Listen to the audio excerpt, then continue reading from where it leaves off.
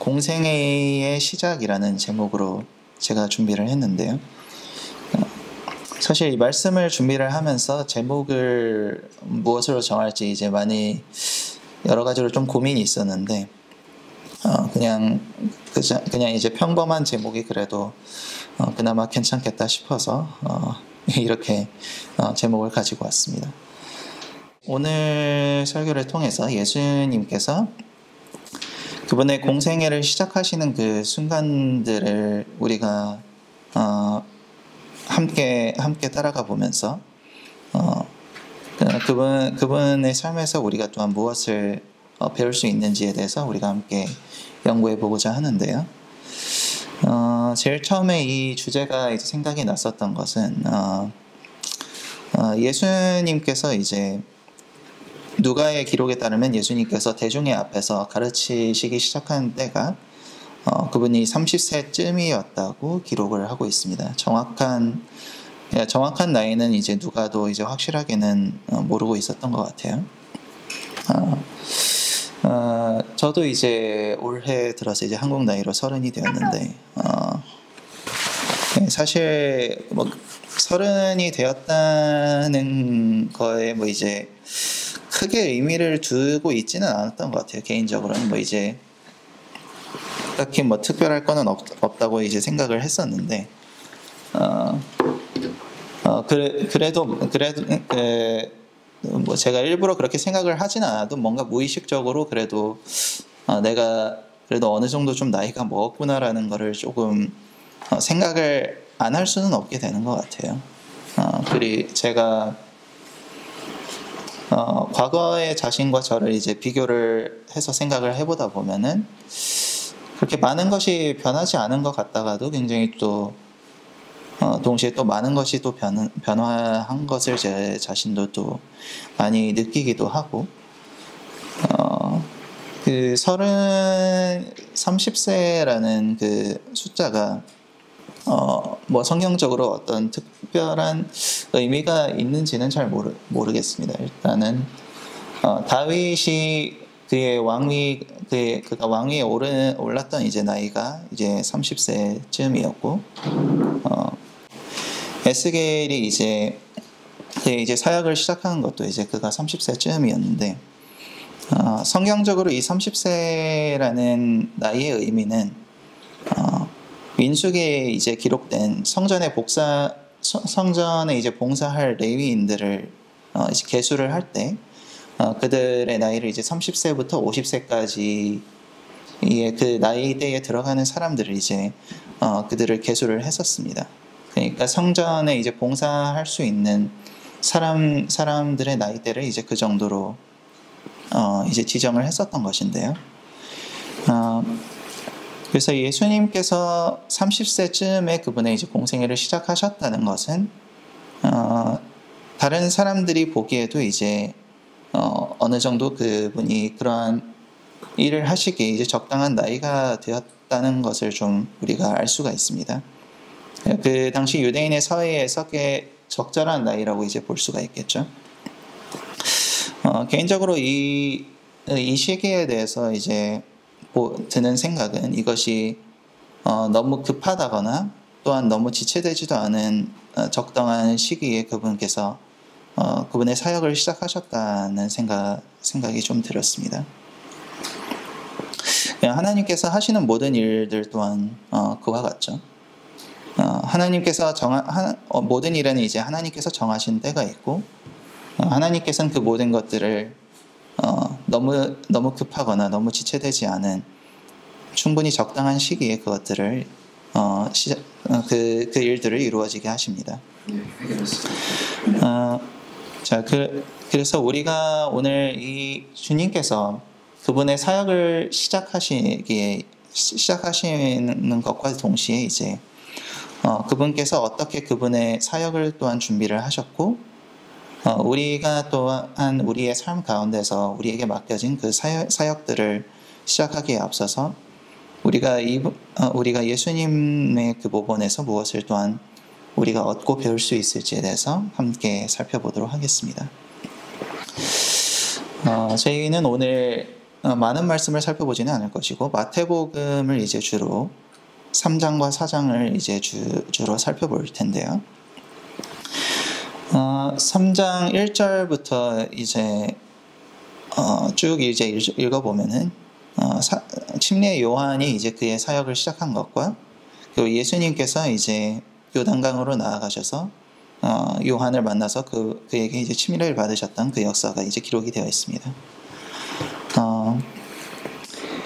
예수님의 사촌 형이었던 이제 요한은 예수님보다 앞서서 이제 그의 사역을 시작을 했었고, 그의 주된 사역은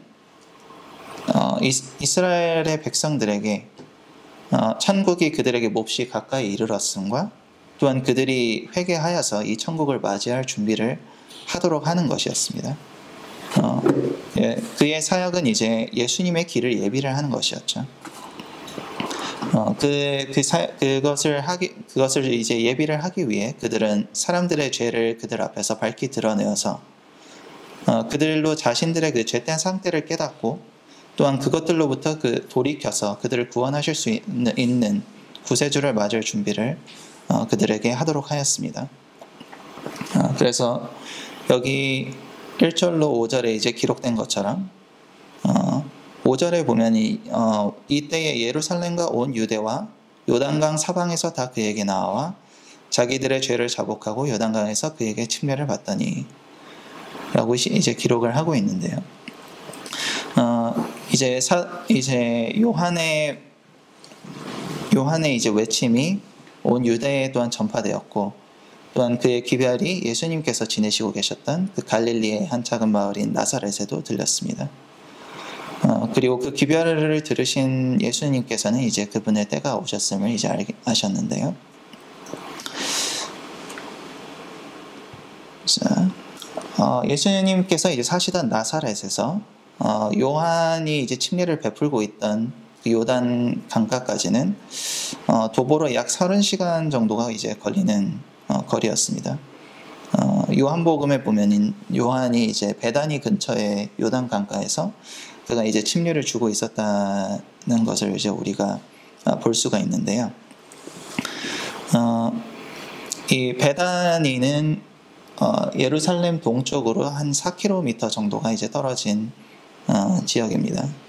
이곳에서 그러니까 예루살렘 바로 동쪽으로 이제 동쪽에 있는 요단 강가에서 이제 그가 그 침례를 주고 있었다고 우리가 좀 추측을 할 수 있는 것 같은데요. 예수님께서는 이제 갈릴리로부터 이제 요단 강으로 향하셔서 그를 만나서 또한 침례를 받으려고 하셨습니다. 그리고 그 침례를 받으러 나온 이제 그 사람들 가운데서 이제 요한은 그분께 이제 나오신 예수님을 이제 만나게 되는데요. 저희가 한번 성경절을 한번 읽어보도록 하겠습니다. 이때 예수께서 갈릴리로부터 요단강에 이르러 요한에게 침례를 받으려 하시니 요한이 말려 이르되 내가 당신에게서 침례를 받아야 할 터인데 당신이 내게로 오시나이까.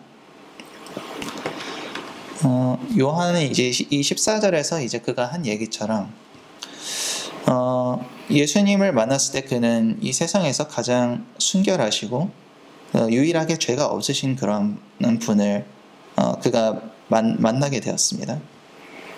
또한 그가 그 자신은 죄인으로서 또한 그런 죄 없는 분에게 자신이 침례를 주어야 한다는 그 부담감을 이제 그가 예수님께 이제 토로를 했죠. 네. 하지만 예수님께서는 그에게 이제 대답하여 이르시되 이제 허락하라 우리가 이와 같이 하여 모든 의를 이루는 것이 합당하니라 하시니 이에 요한이 허락하는지라. 우리가 이 성경절들을 이제 보았을 때 우리에게는 이제 예수님께서 왜 침례를 받으실 필요가 있었는지에 대한 궁금증이 생길 수가 있습니다. 마가복음 1장 4절에는 침례에 대해서 이제 죄사함을 받게 하는 회개의 침례라고 이제 기록을 하고 있는데요.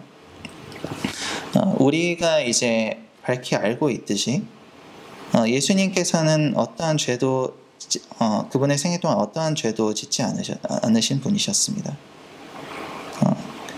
그분은 이제 하나님의 어린 양으로서 흠없고 점없는 생애를 사셨는데 과연 그러하신 분이 자신의 죄를 회개하고 죄의 사함을 받는다는 의미의 이 침례를 받으실 필요가 있는 것인가? 예수님께서 그분의 사역을 시작하시기 전에 요한에게 나와셔서 이 의식을 행하신 것에는 그러면 어떠한 의미가 있을 것인가? 예수님께서는 지금 여기에 이 요한과의 대화를 통해서 이 질문에 대한 대답을 이미 하셨죠. 이와 같이 하여서 모든 의를 이루는 것이 합당하다고 이제 예수님께서는 대답을 하셨습니다. 과연 그렇다면 모든 의를 이룬다는 이 말씀에는 어떤 의미가 있는 것일까요? 네, 저희가 그러면 주님의 침례의 목적을 보다 좀 더 잘 이해하기 위해서 히브리서에 기록된 말씀들을 우리가 또 함께 살펴보도록 하겠습니다. 히브리서 5장 1절로 3절에 기록된 말씀에는 대제사장마다 사람 가운데서 택한 자이므로 하나님께 속한 일에 사람을 위하여 예물과 속죄하는 제사를 드리게 하나니 그가 무식하고 미혹된 자를 능히 용납할 수 있는 것은 자기도 연약에 휩싸여 있음이라. 그러므로 백성을 위하여 속죄제를 드림과 같이 또한 자신을 위하여도 드리는 것이 마땅하니라고 기록을 하고 있습니다. 우리가 예수님께서 왜 침례를 받으셨는지에 대해서 우리가 이해를 하기 위해서는 예수님의 성육신에 대해서 또한 우리가 이해를 할 필요가 있는데요. 예수님께서는 죄가 없으신 분이셨으나 우리와 똑같은 육체, 곧 여자에게서 나셨고 율법 아래에서 난 육체를 가지고 이 세상에 오셨습니다. 그래서 바울은 로마서 8장 3절에서 예수님의 육신에 대해서 기록을 하기를 하나님께서 그분의 아들을 죄 많은 육신의 모양으로 보내셨다고 이제 말씀하고 있죠. 이 육신은 곧 우리가 가진 이 육신과 똑같은 육신이었고 우리의 육신을 지금 지배하고 있는 사망의 권세, 곧 죄의 권세는 주님의 육신 또한 지배하고 있었습니다. 그렇기에 예수님께서는 죄가 없으셨으나 우리와 똑같은 육체의 그 연약함을 가지고 계신 분이셨죠. 예수님께서 이런 우리와 똑같은 육신을 가지고 계셨다는 점은 예수님의 성육신을 이해하는 데 있어서 몹시 중요한 부분이라고 볼 수가 있습니다. 예수님께서는 우리와 똑같은 육신을 입으심으로 인해서 우리와 같은 존재가 되셨고 곧 우리와 같은 연약함을 지니게 되셨죠. 또한 우리와 같이 연약에 쌓여 계신 예수님께서는 3절에 기록하는 것처럼 그분 자신을 위한 속죄제를 또한 준비하셔야 했습니다. 자, 그럼 우리가 침례는 과연 또한 무엇을 의미하는지에 대해서 우리가 또한 생각을 해볼 필요가 있는데요. 침례라는 의식은 사람을 이제 물 아래로 이제 담그는 의식이죠. 물 속으로 이제 잠기게 하는 의식인데 물 속으로 잠기는 것은 우리의 옛 사람을 장사 지내는 것을 또한 의미를 하고 있습니다. 우리가 침례를 이제 영어로는 이제 baptize라고 우리가 알고 있는데요. baptize라는 단어는 이제 헬라어에서 이제 번역되지 않고 그 음을 이제 그 소리를 그냥 그대로 따서 이제 영어로 옮긴 단어 중에 하나입니다. 이 baptize라는 단어는 이제 헬라어의 본 뜻으로 이제 영어로는 딥이라고 번역을 할 수 있겠고요. 한국말로는 이제 담그다라고 이제 번역을 할 수 있겠습니다. 왜 이제 이 성경을 번역을 하면서 굳이 딥이라는 이제 그 단어로 번역을 하지 않고 baptize라는 그 음역을 그대로 사용했는지는 이제 그 이유는 우리가 알 수가 없지만 baptize라는 단어는 이제 여러 가지 의미로서 사용이 됐던 것이 아니라 무언가 액체에 담그다라는 그 의미로서 의미로서만 사용이 되었었습니다. 본래 헬라어에서는. 그렇기 때문에 이 침례라는 것은 이제 굉장히 baptize라는 단어에는 이제 굉장히 핵심적인 침례에 관한 굉장히 핵심적인 그 메시지가 들어있는 것이죠. 물에 사람을 담근다는 것은 우리가 앞서 얘기했듯이 우리의 옛 사람을 장사 지내는 것을 또한 의미를 합니다. 그리고 예수님께서는 이 지상에서 그분의 생애를 사시는 동안에 그분의 평생의 삶을 사시는 동안에 한순간도 빠짐없이 그분의 이 죄의 권세 아래에 있는 그 육신을 항상 장사 지내신 상태로 그 상태로서 그분의 생애를 평생 동안 사셨죠. 예수님께서는 자신께서 가지고 계셨던 모든 것을 비우시고 동시에 하나님 아버지를 깨우로서 나왔었던 그 생명을 받아들이셨습니다. 요한복음 6장 57절을 보면은 예수님께서는 이제 그분의 생애에 대해서 이제 또한 설명을 하신 부분이 있는데요. 살아계신 아버지께서 나를 보내심에 내가 아버지로 말미암아 사는 것 같이 나를 먹는 그 사람도 나로 말미암아 살리라. 이제 예수님께서는 내가 아버지로 말미암아 사는 것이라고 이제 말씀을 하시고 우리가 또한 예수님을 통해서 우리가 살리라고 이제 말씀을 하셨습니다. 예수님께서 내가 아버지로 말미암아 사는 것이라고 말씀하시는 것은 그분 스스로의 생애, 그러니까 그분께서 이 세상에 오셔서 우리와 똑같은 육체를 가진 그 육체의 지배를 받는 생애를 사시는 것이 아니라 그 육체를 장사 지내고 그분의 사는 모든 생애 가운데 아버지로 말미암아 그분께서 사시는 것임을 또한 선언하신 것이었죠. 오로지 이 방법을 통해서만이 예수님께서 앞서 말씀하신 대로 모든 의가 이루어질 수가 있었습니다. 예수님께서는 내가 아무것도 스스로 할 수 없노라고 이제 말씀하셨는데 그 말씀은 그분께서는 우리와 똑같은 그 죄인의 위치에 계셨었고 또한 우리의 단지 그분 개인으로서 그 죄인의 위치에 계셨던 것뿐만 아니라 온 인류의 죄를 또한 그분 위에 또한 지고 계셨던 것이었습니다. 그렇기 때문에 이제 예수님께서는 자신이 죄인으로서는 그 어떠한 의도 그분께서 스스로 이루실 수 없다는 것을 알고 계셨고 그렇기에 그분 자신의 생애를 사시는 대신에 그 옛 사람을 장사 지내고 하나님 아버지로 말미암아서 그분의 생애를 사시는 것을 이제 선택하신 것이죠. 예수님께서 인자로서 이 세상에 오셨다는 것, 곧 사람의 아들로서 우리에게 오셨다는 것은 또한 그 상태에서 우리의 모든 죄를 감당하셨다는 것은 예수님께서 우리와 하나가 되셨다는 것을 의미합니다.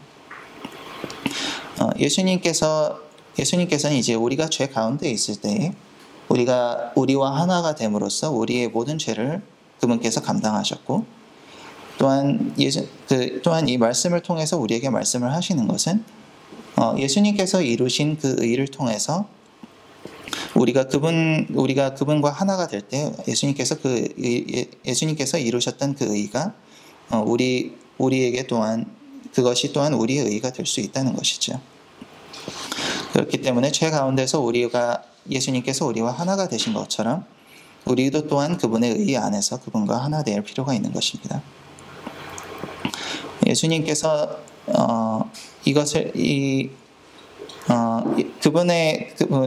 죄인으로서의 그분을 이제 죽이시고 그 대신에 아버지의 생명을 통해서 사셨다는 것은 예수님께서 그러하셨던 것처럼 우리도 예수님 안에서 예수님께서 이루신 그 일을 함께 누릴 수 있다는 증거인 것이죠. 저희가 이제 마태복음 3장으로 그럼 한번 돌아가 보면은 예수님께서 침례를 받으신 직후의 이제 장면이 또한 우리가 살펴볼 수가 있는데요. 16절과 17절을 보면 예수께서 침례를 받으시고 곧 물에서 올라오실새 하늘이 열리고 하나님의 성령이 비둘기같이 내려 자기 위에 임하심을 보시더니 하늘로부터 소리가 있어 말씀하시되 이는 내 사랑하는 아들이요 내 기뻐하는 자라 하시니라. 예수님께서 그 자신의 그 생명을 비우시고 아버지의 생명을 이제 받아들이셨을 때 하나님께서는 이것을 그분의 의로 여기셨습니다. 그렇기에 이제 하나님께서는 그분의 예수님께서 이제 하나님의 아들이시고 또한 그분을 통해서 하나님께서 기뻐하신다는 것을 그분에게 예수님에게 또한 그 광경을 지켜보고 있었던 그 모든 사람들에게 이 사실을 또한 선언을 하셨죠. 하나님께서 예수님에게 이 말씀을 하신 것은 단지 예수님 개인에게만 국한되는 것이 아니라 우리 모두를 위한 선언이 또한 될 수 있습니다. 에베소서 1장 5절에는 예수 그리스도로 말미암아 우리가 하나님의 아들들이 되게 하셨다고 이제 얘기를 하고 있죠. 그렇게 예수님께서 우리와 똑같은 위치에 내려오셔서 우리와 하나가 되시고 또한 그 상태에서 또한 하나님의 아들이 되셨다는 것은 예수님께서 우리와 똑같은 위치에서 이 속죄제를 드리는 위치로 나아가셔서 그 속죄제를 예수님 자신과 또한 우리의 죄를 위한 속죄제를 드리고 우리를 또한 대신하여서 하나님께 아들로서 또한 간합되심을 받았다는 것을 의미하는 것입니다. 자, 이제 이 침례를 받으시고 난 이후에 예수님께서는 우리가 잘 알고 있는 대로 성령에게 이제 이끌리심을 받아서 광야로 이제 향하시게 되는데요. 40일 동안에 이제 예수님께서는 이곳에서 아무것도 먹거나 마시지 않으시고 금식하신 채로 이곳에서 이제 기도하고 계셨습니다. 이제 성경을 통해서 우리가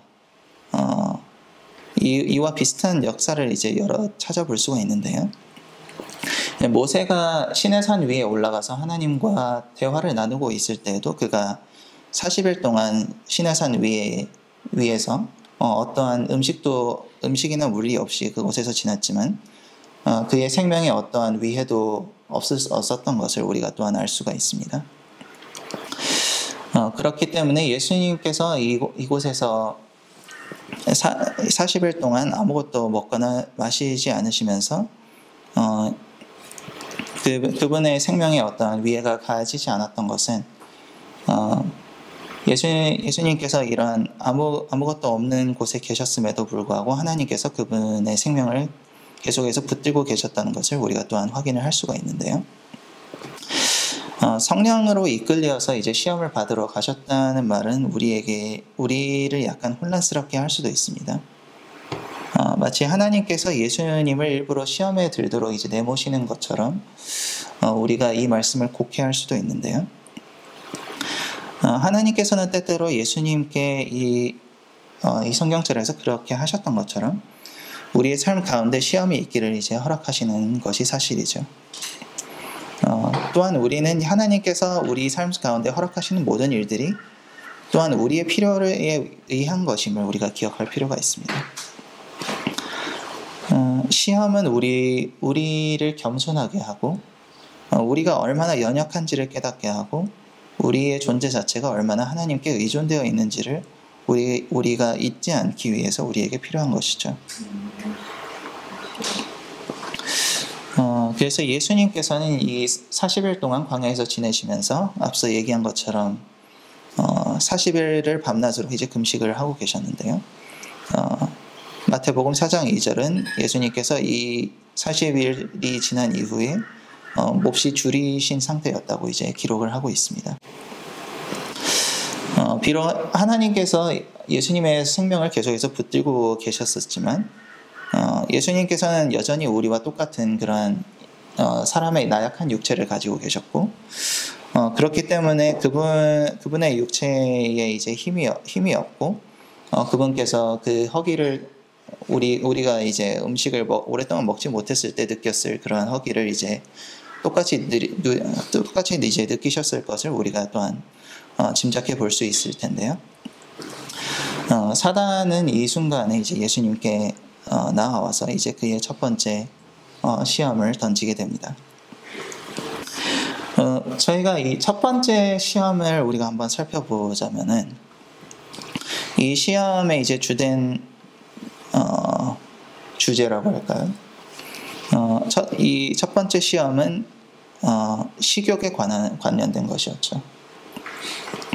이 식욕에 관련된 또 다른 성경 속의 사건을 우리가 한번 살펴보자면은 태초에 우리의 조상이었던 아담과 하와가 이 식욕의 유혹에 넘어가서 그들의 이 세상의 지배권을 사단에게 넘겨주었었던 그 사건을 또한 우리가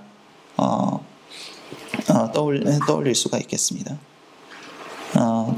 그 태초의 인류가 바로 이 지점에서 그들의 패배를 겪었기 때문에 예수님께서는 바로 그 똑같은 지점에서 그 패배를 되갚을 그런 승리를 얻으실 필요가 있었던 것이죠. 식욕에 관련된 시험이라고 하면은 어떻게 보면은 이 주제 자체가 그렇게 무겁지 않게 느껴질 수도 있겠습니다. 어떤 분들은 또한 그렇게 음식을 또한 그렇게 많이 즐기시지 않는 분들도 간혹 있기 때문에 그런 분들께는 이 식욕에 관련된 시험이라는 것 자체가 그렇게까지 무겁게 느껴지지 않을 수도 있겠는데요. 하지만 예수님께서 40일 동안 밤낮으로 줄이신 상태이셨고 또한 이 식욕이라는 것이 또한 얼마나 사람의 육체를 강하게 지배하는 것인지를 우리가 또한 생각을 해볼 필요가 있겠습니다. 우리가 이 신앙생활을 함에 있어서 식욕에 관련된 것은 또 많은 사람들이 이제 예민하게 생각하는 부분이기도 한데요. 우리가 복음을 듣기는 즐겨 하더라도 우리의 식욕을 조절하는 것에 관련된 기별에는 또한 냉담한 반응을 보이는 사람들을 또 우리가 간혹 볼 수가 있습니다. 그렇기 때문에 하나님을 이제 신앙하는 것에 대해서 하나님을 믿는 것을 위해서는 굉장히 많은 삶의 부분들을 희생한 사람들이 그 문제가 이제 먹고 마시는 것에 왔을 때에는 더 이상 그들이 하나님과 함께 하기를 선택하지 않는 모습들 또한 우리가 볼 수가 있는데요. 우리가 우리의 어떠한 식생활 또한 어떠한 우리의 특정한 그러한 식습관들을 또한 우리가 포기를 한다는 것은 우리가 단순히 그것을 문자 그대로 생각하는 것보다 우리에게 더욱더 큰 문제를 일으킬 수가 있습니다. 그런 이 먹는다는 것은 사실 우리에게 이제 굉장히 기본적인 욕구라고 볼 수가 있죠. 우리의 먹는 것을 통해서 우리는 이제 굉장히 우리의 굉장히 기본적인 욕구와 또한 그런 만족감을 우리가 채울 수가 있는데 먹는다는 것은 우리가 이제 우리의 생존을 위해서 이제 나날이 우리가 그만둘 수가 없는 부분이기 때문에 그만큼 우리의 삶 가운데서 굉장히 밀접한 관계를 맺고 있고 우리가 생각하는 것보다 훨씬 더 강력한 영향을 끼치고 있습니다.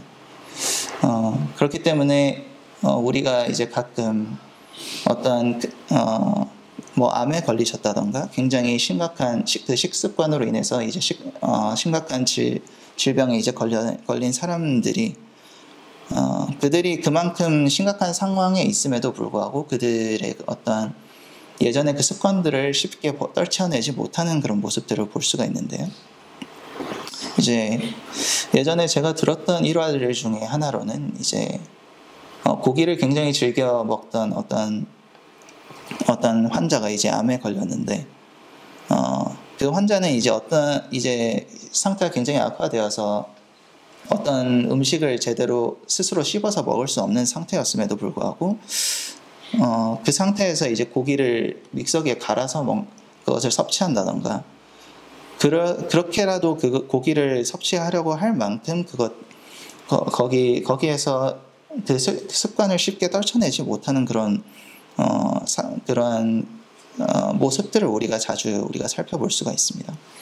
또한 그러한 모습들은 또한 우리 자신에게도 우리 자신을 잘 살펴본다면 쉽게 또한 발견할 수 있는 것들이겠죠. 저희가 교과책을 통해서 이스라엘 백성의 역사를 우리가 계속해서 살펴보고 있는데, 이 식욕에 관련된 문제가 광야에서 얼마나 오랫동안 이스라엘 백성을 지속적으로 괴롭혔는지를 우리는 또한 살펴볼 수가 있습니다. 예수님께서 신명기에서 이 말씀을 마귀의 시험을 물리치시는 대답으로서 인용을 하신 것은, 이 말씀에 기록된 이 사실을 배우는 것이 우리에게 얼마나 중요한지를 또한 알려주는 것이죠. 4절에 예수님께서는 사단의 그 시험에 대항하여 말씀하시기를, 예수님께서 대답하여 이르시되 기록되었으되 사람이 떡으로만 살 것이 아니요 하나님의 입으로부터 나오는 모든 말씀으로 살 것이라 하였느니라. 예수님께서는 바로 이 말씀을 신뢰함을 통해서 이 식욕의 거대한 유혹을 떨쳐내실 수 있었습니다. 이 말씀에서 가르치고 있는 이 사실을 기억하는 것은 우리에게 굉장히 중요한데요. 이스라엘 백성들의 그 역사에서 우리가 볼 수 있듯이, 그들은 그들의 눈앞에 보이는 그 코앞의 그런 장애물들, 또한 그들이 지금 당장 그들의 만족을 채우지 못하기 때문에 그들에게 이르러 오는 그런 결핍들을 그것들을 이겨내지 못했기 때문에 어떤 그런 결핍이 그들에게 이르러 올 때마다 하나님께 이제 똑같은 방식으로 그들이 불평을 하는 모습을 우리가 자주 살펴볼 수가 있습니다. 하지만 그 때가 있을 때마다 하나님께서는 그들이 필요한 것들을 계속해서 공급하심을 통해서 그들의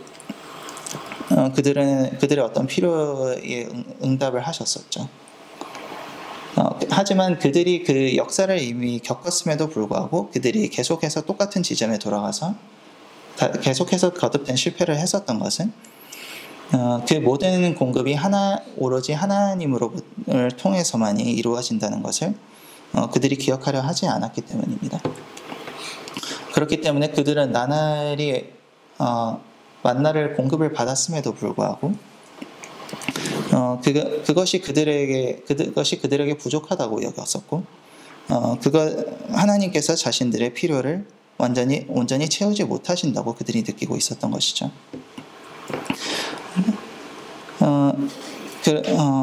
그렇기 때문에 그들은 이 하나님의 말씀이 그들을 인도하고 있었다는 사실을, 그들의 앞길을 지금 인도하고 계시고 그들의 모든 필요를 공급하고 계시는 분이 하나님이시며, 모든 것들이 이제 하나님의 능력에 의한 것임을 그들이 계속해서 기억하지 못했고, 그 똑같은 지점에서 실패함을 통해서 그들이 결국 하나님께서 그들이 깨닫기를 원하셨던, 단지 그들의 목숨을 부지하기 위해 이 세상에 어떤 식물들이 필요한 것이 아니라 우리의 생명을 얻기 위해서는 오로지 하나님의 입으로부터 나오는 그 말씀이 필요한 것임을 그들이 깨닫지 못했던 것입니다.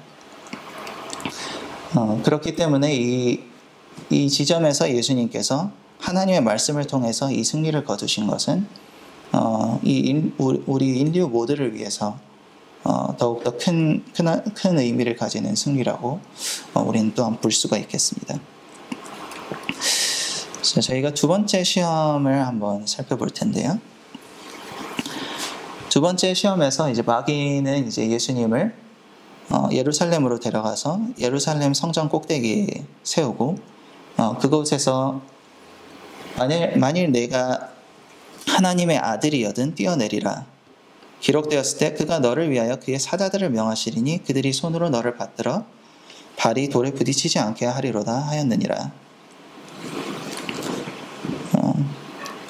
이 말씀을 통해서 우리가 볼 수가 있는 것은 사단은 이제 첫째 시험을 통해서 예수님께서 아버지에 대한 굳건한 신뢰를 가지고 계신 것을 그가 확인을 하자 예수님께서 하나님 아버지께 대해서 가지고 있었던 그 신뢰를 비틀어서 신뢰하시는 것 자체를 이제 시험을 해보도록 유도를 했습니다. 그렇기 때문에 하나님께 대한 예수님의 믿음을 시험을 해보도록 유도를 한 것이죠. 여기에서 이제 사단이 언급한 이 약속은 이제 하나의 이제 전제 조건을 가지고 있는데요.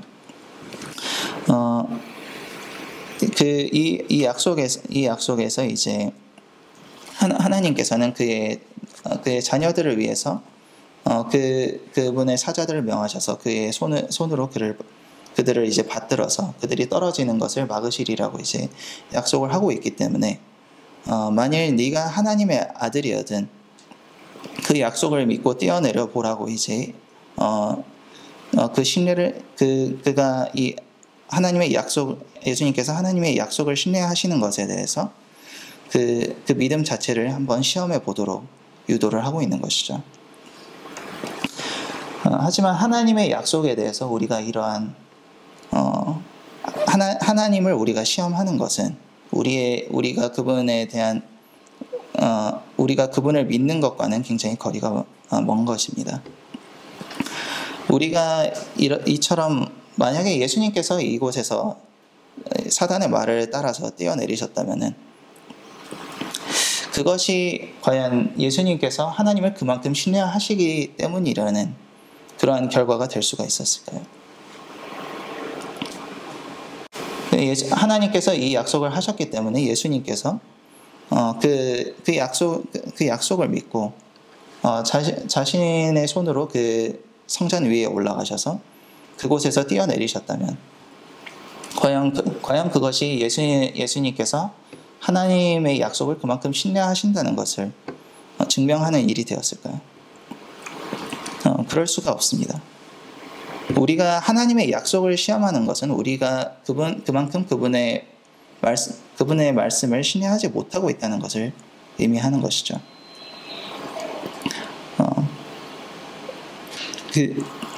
하나님께서는 이제 그분의 자녀들이 떨어지지 않도록 붙잡으시겠다고 이 약속을 하셨으나 만약에 우리가 우리 자신의 의지로 우리가 사단이 제시하는 그 길을 걸으려 할 때는 그러하실 수 없습니다. 마치 이스라엘 백성들이 사실 그 광야를 지나는 동안에 그들이 그곳의 그 위험한 생물들로부터 그들이 끊임없이 그 보호를 받았지만 그들이 하나님의 임재를 거부했을 때에 그들이 더 이상 그것들로부터 보호를 받지 못했던 것처럼 우리가 하나님의 말씀을 신뢰하는 것으로부터 떠남과 동시에 하나님의 말씀은 더 이상 우리에게 하나님께서 약속하신 것들은 더 이상 우리에게 성취되지 못하는 것입니다. 오직 하나님을 그분 자신의 피난처로 삼는 이들만이 그분의 말씀을 통해서 보호를 얻을 수 있는 것이죠. 5절에 이제 사단이 인용한 이 말씀의 약속은 이제 예수님께 결과적으로 이루어진 바가 되었는데요. 예수님께서 예수님께 이 약속이 성취된 것은 오로지 예수님께서 그 사단의 제안을 거절하셨기 때문에 가능했었던 것이었습니다. 예수님께서는 6절을 통해서 또 기록되었을 때 주 너의 하나님을 시험하지 말라 하였느니라는 말씀을 통해서 사단의 그 유혹을 물리치셨는데요. 예수님께서 이 사단의 그 사단의 유혹에 하나님의 말씀을 통해서 대항을 하셨다는 사실은 하나님께서 진실로 그분의 자녀들이 떨어지지 않도록 붙잡으시겠다는 그 약속을 성취하는 것이었습니다. 오로지 하나님의 말씀을 통해서만이 예수님께서는 마귀의 그 소나기에 떨어지는 것에서 떨어지는 그 운명에서 해방되실 수 있었고,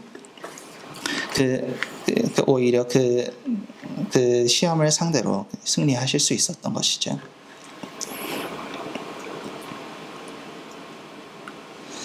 자, 우리가 세 번째 마지막 시험을 우리가 살펴보도록 할 텐데요. 마지막 시험은 이제 야망에 관련된 것이었죠. 이제 마귀가 예수님을 데리고 높은 산으로 올라가서 천하 만국과 그 영광을 보여 이르되 만일 내게 엎드려 경배하면 이 모든 것을 너에게 주리라고 이제 얘기를 했습니다. 사단이 이제 예수님께 이제 심으려고 했었던 이 욕망, 모든 것들보다 높아지려고 했던 이 욕망은 바로 하늘의 천사들을 타락하게 했었던 그 욕망과 똑같은 것이었죠. 이 세상의 모든 나라들과 그 나라들의 영광을 보여주면서 이제 사단은 예수님에게 그것들을 이제 나에게 절하게만 하면 이 모든 것들을 너에게 거저 주겠다고 이제 약속을 했습니다. 이 세상의 많은 사람들이 실제로 이것을 얻기 위해서 마귀에게 경배하는 그런 결정을 내렸죠. 그리고 예수님께서 이 세상에 내려오신 이유 자체가 이 세상을 되찾으시기 위함이기도 했습니다. 그렇기 때문에 사단은 오히려 예수님께서 이루시려고 하는 그 목적을 그분 앞에 이제 내미름으로 인해서 그분께서 어떤 작은 대가만 치르신다면 그분께서 이루시려고 했던 결과를 손쉽게 얻을 수 있을 것이라고 유혹하는 것이었죠. 사단은 마치 이것이 굉장히 별것 아닌 것처럼 이제 얘기를 했지만, 이것은 예수님 앞에 이 세상은 그렇게 거저 놓인 것이 아니었습니다. 마귀가 예수님께 제안했던 이 제안에는 그가 보장했었던 모든 것들의 값어치를 무용지물로 만드는 조건이 하나 붙어 있었죠. 그것은 바로 사단의 노예가 되는 것이었습니다. 사단의 노예가 된다면은 그 노예가 또한 세상의 주인이 될 수 있는 것인가요?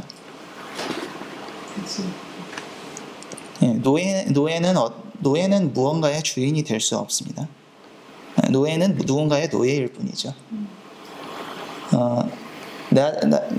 나 자신의 통제권 자체가 나에게 있지 않다는 것은 내가 어떠한 것의 주인이 될 수 없다는 것을 또한 의미를 하는 것입니다. 또한 사단이 이 산 꼭대기에서 예수님께 이제 제안을 했었던 이 세상은 하나님께서 사람들에게 처음에 창조해 주셨던 그 본래의 세상이 아니었죠. 그 세상은 흠이 없고 하나님의 그 사랑으로 가득 찬 그런 세상이었으나 하나님의 그 생명으로 가득 찬 그런 세상을 하나님께서는 처음에 사람들에게 주셨으나 지금 마귀가 제시하고 있는 이 세상은 죄와 사망으로 인해 병들고 오염된 변질된 그러한 세상이었죠. 예수님께서 이 사단의 제안을 거절하셨던 이 사건을 통해서 우리가 깨달을 수 있는 것은 우리가 예수님을 따른다면은, 우리가 주님을 따르는 그리스도인들이라면 이 죄된 세상에서 우리가 상속받을 수 있는 것이 아무것도 없다는 것을 우리가 확인할 수 있을 것입니다. 예수님께서도 이 세상에 계시는 동안에 여우도 자기 굴이 있고 새도 자기 둥지가 있으나 인자는 그분의 머리 둘 곳도 가지지 못하셨다고 이제 말씀하신 바가 있었죠. 그리고 사도행전 7장 5절에서 이제 베드로가 이제 그 설교를 하면서 아브라함에 대하여 언급하기를, 그가 가나안 땅을 이제 하나님께 약속으로 얻었지만은 그가 살아 생전에는 발붙일 만한 땅조차도 그의 유업으로 얻지 못했다고 기록을 하고 있습니다. 우리가 이 사단의 이 제안에서 우리가 깨달을 수 있는 것은, 우리가 만약에 이 세상에서 무엇이라도 얻으려고 한다면은 이 세상의 주인에게 우리가 복종할 수밖에 없다는 그 사실을 우리가 이해할 필요가 있는 것입니다. 우리가 마태복음 20장으로 넘어가서 다른 말씀을 또한 살펴보도록 할 텐데요. 세베대의 아들들이라고 불리는 이제 요한과 야고보가 그들의 어머니와 함께 예수님께 나와서 그 어떤 특정한 요청을 그분께 드리는 모습을 우리가 볼 수가 있죠. 21절부터 우리가 한번 살펴보도록 하겠습니다. 그녀가 그분께 이르되 주의 왕국에서 나의 이 두 아들이 하나는 주의 오른편에 하나는 왼편에 앉게 허락하옵소서 하거늘, 예수님께서 응답하여 이르시되 너희가 구하는 것을 너희가 알지 못하는도다. 내가 마실 잔을 너희가 마실 수 있으며 나를 잠기게 할 그 침례로 너희가 침례를 받을 수 있느냐 하시니, 그들이 그분께 이르되 우리가 할 수 있나이다 하매. 자, 예수님께서는 여기에서 대답하여 말씀하시기를 너희가 구하는 것을 너희가 알지 못한다고 말씀하셨습니다. 그들이 지금 구하는 것은 그들이 하나님의 나라에서 이제 그들이 얻게 될 것에 대해서 구한 것이긴 했지만은, 그들이 원했었던 그 보상의 그 성질은 이 세상에 속한 것이었죠. 그렇기 때문에 그들이 구하는 것이 하나님의 나라에는 존재하지 않는 것이었기 때문에 예수님께서는 너희가 구하는 것을 너희가 알지 못한다고 대답하신 것입니다. 또한 그들이 나를 잠기게 했었던 그 침례로 너희가 침례를 받을 수 있느냐고 말씀하셨죠. 이제 그들이 우리가 할 수 있다고 대답을 했을 때 23절을 한번 보도록 하겠습니다. 그분께서 그들에게 이르시되 너희가 참으로 나의 잔을 마시고 나를 잠기게 한 그 침례로 침례를 받으려니와 내 오른편과 내 왼편에 앉는 것은 내가 줄 것이 아니니라. 다만 내 아버지께서 누구를 위해 그것을 예비하셨든지 그들이 그것을 받을 것이니라 하시니라. 우리가 앞서 예수님의 침례에 대해서 우리가 살펴보았는데, 예수님을 그럼 잠기게 하는 이 침례는 무엇을 말씀하시는 것이었습니까? 그분의 이 세상에서 가지고 계셨던 그분의 그 연약한 육신, 그 육신을 지배하고 있는 사망, 곧 죄의 권세로부터 벗어나시기 위한 그런 침례였었죠. 그렇기 때문에 그분께서는 이 세상에 속한 그 모든 것들을 그것을 통해서 버리시고 그 대신에 그분의 삶에 대한 모든 통제권을 아버지께 드렸던 것입니다. 그리고 그들에게 이 침례가 진정으로 필요한 것임을 또한 그들에게 말씀하신 것이죠. 세베대의 아들들이 예수님께 나와서 이 요청을 한 이후에 다른 제자들이 그들이 예수님과 이런 대화를 나누었다는 것을 뒤늦게 알고 그들이 굉장히 격분했었던 또한 사건이 있었는데요. 성경절을 계속 살펴보도록 하겠습니다. 24절부터 28절을 보면은 10제자가 이제 이 사건이 있었다는 것을 듣고 야고보와 요한에게 이제 분노하는 그런 사건이 있었죠. 예수님께서는 이러한 똑같은 열망들이 제자들 가운데 이제 가득하는 것을 보시고 그들 모두를 불러서 그들에게 가르침을 주시려 하십니다. 25절부터 한번 살펴보도록 하겠습니다. 이방인의 통치자들이 그들에게 지배권을 행사하고 큰 자들이 그들에게 권위를 행사하는 것을 너희가 알거니와 너희끼리는 그러하지 말지니 너희 중에 누구든지 크게 되고자 하는 자는 너희를 섬기는 자가 되고 너희 중에 누구든지 으뜸이 되고자 하는 자는 너희 종이 될지니라. 이와 같이 사람의 아들도 섬김을 받으러 오지 아니하고 도리어 섬기며 자기 생명을 많은 사람의 대속물로 주려고 왔느니라 하시니라. 25절에 보시면 예수님께서 이방인의 통치자들 그리고 그 고관들에 대해서 이제 언급하시는 부분이 있죠. 제자들이 예수님께 구했었던 것은 이 사람들이 가지고 있었던 그러한 종류의 권위, 그런 종류의 지배권과 권위와 같은 것이었습니다. 하지만 우리가 앞서서 예수님의 그 세 번째 시험에서 우리가 살펴봤던 것처럼 이 세상에서 어떠한 통치권을 행사하는 것은 그것이 곧 그들 자신이 이 세상 임금의 노예가 되는 것과 같은 것이라는 것을 의미하는 것이었죠. 이 세상의 지배자들인 그들이 자유롭게 자신의 어떤 의지를 행사하는 것처럼 보이고 자신의 그 통치권과 권위를 사람들 위해 행사하는 것처럼 보이지만은 실제로는 그것들이 그들 자신에게 속한 것이 않는다는 것을 예수님께서는 또한 말씀하시는 것입니다. 그렇기 때문에 너희끼리는 그런 것을 서로 구하지 말라고 이제 말씀하고 계시는 것이죠. 또한 하나님의 나라에서는 으뜸이 되고자 하는 자는 이 세상에서 하는 것과 정반대의 방향으로 우리가 향해야 할 것임을 또한 말씀하고 계십니다. 우리가 빌립보서 2장에 있는 말씀을 또한 여기에 참고해서 한번 볼 텐데요. 여기 5절부터 보면은 너희 안에 이 마음을 품으라 곧 그리스도 예수의 마음이니 라고 기록하고 있습니다. 예수님께서 그 제자들에게 이제 제자들이 품기를 원하셨던 마음이 바로 이것인 것이었죠. 6절을 이어서 한번 읽어보도록 하겠습니다. 그는 근본 하나님의 본체시나 하나님과 동등됨을 취할 것으로 여기지 아니하시고 오히려 자기를 비워 종의 형체를 가지사 사람들과 같이 되셨고 사람의 모양으로 나타나사 자기를 낮추시고 죽기까지 복종하셨으니 곧 십자가에 죽으심이라. 예수님께서 이 세상에서 사셨던 생애는 바로 이러한 생애였었죠. 예수님께서는 어떠한 섬김을 받으시려고 이 세상에 오셨던 것이 아니라 오히려 종으로서 그분 자신의 생애가 끝날 때까지 복종하셨으며 또한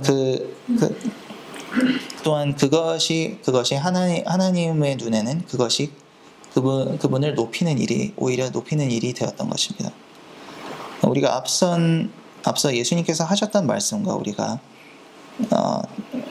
하셨던 말씀을 우리가 다시 한번 비교해 보면서 생각을 해보자면은 우리가 하나님의 나라에서 우리가 높아지고자 한다면은 우리가 해야 할 것은 오히려 남들을 더욱더 섬기고 남들보다 더욱더 아래의 위치에 자신을 두는 것이죠. 우리가 이렇게 해야만 하는 이유는 이것이 바로 하나님께서 가지고 계신 속성과 같은 것이기 때문입니다. 하나님께서는 모든 권위들 위에 계신 분이시죠. 하지만 그분께서는 그 권위에 계심과 동시에 또한 모든 이들을 또한 섬기시는 하나님이십니다. 그렇기 때문에 우리가 하나님의 옆자리에 우리가 앉기를 원한다면은 우리가 그분께 더욱더 높이 다가가는 자가 되기 위해서는 사단의 방법을 택할 것이 아니라 예수님께서 택하셨던 이 방법을 우리에도 똑같이 택해야 하는 것이죠. 우리가 이 세상에서 낮아진다는 것은 하나님의 눈에 보시기에는 우리가 높아지는 것과 동일한 그 행위가 될 것입니다. 그렇기 때문에 우리는 예수님께서 가지고 계셨던 이 마음을 우리 안에도 품을 필요가 있는 것이죠. 예수님께서는 이 세상에 계시는 동안에 우리와 똑같은 육체와 연약함을 지니시면서 우리를 대신하여서 이 세상의 그 권세와 싸움을 벌이셨고 그 싸움을 승리하심을 통해서 우리에게 또한 우리도 또한 그분 안에서 같이 승리하실 수 있도록 하셨습니다. 우리가 이제 마지막 말씀 빌립보서 2장을 이 말씀 제가 이거를 슬라이드를 마지막에 집어넣어서 중간에 들어간 거를 제가 깜빡했네요. 9절에 이제 8절 이후 앞에 얘기했었던 내용과 이제 이어지는 내용인데요. 예수님께서 이제 자기를 낮추시고 죽기까지 복종하셨기 때문에 하나님께서는 그를 지극히 높여서 모든 이름 위에 뛰어난 이름을 주사 하늘에 있는 자들과 땅에 있는 자들과 땅 아래에 있는 자들로 모든 무릎을 예수의 이름에 꿇게 하시고 모든 이름으로 예수 그리스도를 주라 시인하여 하나님 아버지께 영광을 돌리게 하셨느니라. 그렇기 때문에 예수님께서 이렇게 지극히 높은 자리에 오르시기 위해서는 그에 앞서서 그분께서 이 세상에서 생애를 사시는 동안에 그분께서 지극히 낮은 자가 되실 필요가 또한 있었던 것이죠. 그러면 이제 마지막으로 우리가 예수님께서 승리하시는 것이 어떻게 우리의 승리와 연관이 될 수 있는지에 대해서 우리가 살펴보도록 할 텐데요. 마지막으로 마태복음 4장 9절 말씀을 보도록 하겠습니다. 이에 예수께서 말씀하시되 사탄아 물러가라. 기록되었을 때 주 너의 하나님께 경배하고 다만 그를 섬기라 하였느니라. 예수님께서 이제 마지막으로 인용하신 이 말씀에는 바로 세상의 권세를 이길 수 있는 능력이 있었습니다. 사단이 예수님께 제시했었던 것은 이 세상의 그 모든 나라들과 그 영광이었으나 예수님께서는 이미 그 모든 나라들보다 더 강한 능력을 함께 가지고 계셨던 것이죠. 예수님께서는 또한 그분을 따르고 있는 모든 자들에게 그분의 제자들에게 말씀하셨던 것처럼 예수님을 따르려 하는 모든 사람들 곧 우리에게 이 능력을 주시기를 원하십니다. 제가 앞서 얘기한 대로 예수님께서 거두신 승리가 또한 우리의 승리가 된다고 이제 얘기를 했었는데 예수님의 승리가 우리의 승리가 되는 이유는 예수님께서 이 세상에 계시는 동안에 우리의 모든 죄를 그분께서 친히 지고 계셨기 때문이죠. 그렇기 때문에 예수님께서 당하셨던 그 시험과 고난 그리고 그것들 가운데서 예수님께서 이루셨던 그 승리와 그것을 통해서 얻으셨던 의의는 또한 우리 모두에게 또한 함께 주어지는 것입니다. 앞서 하나님께서 이제 침례를 끝내시고 이제 물에서 올라오시는 예수님에게 하나님께서 하셨던 그 선언은 예수님 안에서 또한 우리 모두에게 주어지는 똑같은 선언이 될 것입니다. 예수님에 대해서 이는 내 아들이요 내 기뻐하는 자라고 이제 선언하셨던 것이 예수님 안에서 우리들도 또한 하나님의 자녀가 됨으로 인해서 그분께서 이 삶을 통해서 이루셨던 그 모든 승리들은 또한 우리의 것이 되는 것이죠. 예수님께서 그 침례를 받으심을 통해서 모든 의의를 이제 이루기 위함이라고 말씀하셨던 것에는 바로 이 목적을 성취하시기 위한 그 수단으로서 그것이 필요했기 때문이었습니다. 그렇기 때문에 우리는 이 예수님의 삶을 통해서 그분께서 당하셨던 이 모든 시험과 고난들 그리고 그분께서 우리의 육체를 지배하고 있는 이 사망의 권세를 상대하여서 거두신 이 승리는 곧 우리의 승리가 되는 것이고 우리가 이것들을 우리 마음 가운데 간직할 때에 우리는 우리에게 닥쳐올 우리 삶에서 맞닥뜨릴 우리의 시험들 가운데서 예수님이 그러하셨던 것처럼 안전할 수 있는 것입니다.